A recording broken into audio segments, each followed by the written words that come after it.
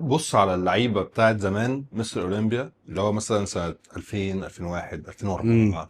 الاجسام اتغيرت رغم ان التكنولوجي المفروض او يعني التطور تطور اه اللعبه دلوقتي المفروض احسن، بس ببص على الناس بتاعت زمان بقى هي احسن في حجم في العضله، السماكه في بتاعت العضله السماكه، كل حاجه. والديفينيشن كل حاجه، والدهون، نسبه الدهون في الكونديشن جسمهم، كله، الكونديشن، الشكل كله مختلف. الكلام ده كله مختلف وزمان احسن.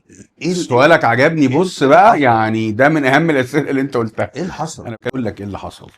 اللي حصل ان احنا النهارده بيجي شاب مثلا عنده 19 20 سنه، جيناته حلوه ولطيف ووسطه صغير اه. ومهيئ انه يلعب مثلا بره مصر، اوكي.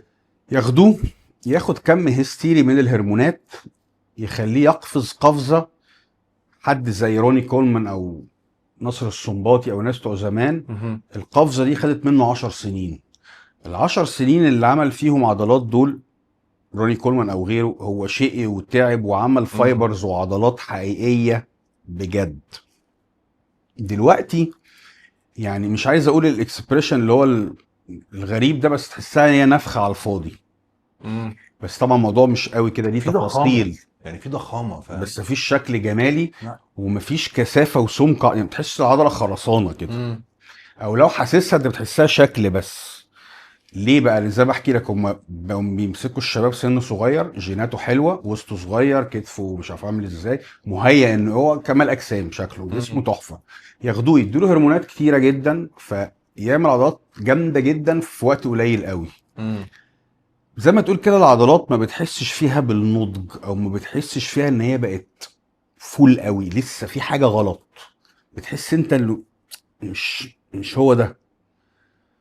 ده بتلاحظه فين مثلا؟ هقول لك اللي ياكد لك كلامي ايه. تلاقي مثلا وجه جديد نزل في مستر اولمبي، عمل رابع خامس تمام، يقعد سنه، مثلا نزل سنه 2019، يقعد مم. 19 20 21، يجي مثلا في 25 تقول اه الواد بقى فعلا جامد قوي، يروح يكسب مستر اولمبي. مم. اشمعنى كسبها السنه دي ما كسبهاش قبل كده؟ في حين انت لو راقبته خلال ال5 سنين مش هتلاقي انه عمل طفره، بس هتحس ان هو كانت عضلاته يعني لسه خضرة، مم. محتاج ان هو يعني يتمرن صح وياخد وقته في التمرين وفي التغذية عشان العضلات تبان بالشكل المتكامل اللي احنا كنا بنشوفه زمان. بمعنى اصح واختصارا، يعني الاعتمادية مم. دلوقتي على المنشطات بقت بشكل مش طبيعي، مش طبيعي مش طبيعي. فهي ده اللي بيخليك انت الشكل مش طب والكونديشن؟ حاسه معمول اي يعني.